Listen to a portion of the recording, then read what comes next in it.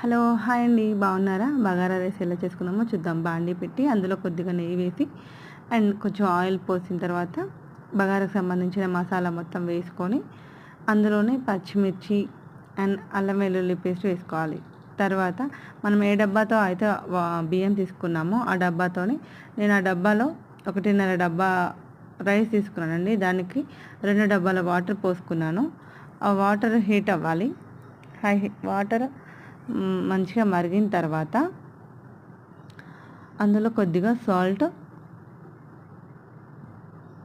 And కరివేపాకు వేసుకోవాలి. వేసుకున్న తర్వాత మసలనివ్వాలండి. మసలుతున్న దాంట్లో కొద్దిగా ధనియాల పొడి వేసుకొని మరగనివ్వాలి. బాగా వేసరి మరిగిన తర్వాత మనం ముందుగా కడిగి పెట్టుకున్న రైస్ని అందులో వేసి కలుపుకొని మూత పెట్టేసుకోవాలి. తర్వాత ఒక 20 మినిట్స్ తర్వాత తీసి చూస్తే బగారా రైస్ రెడీ. అండ్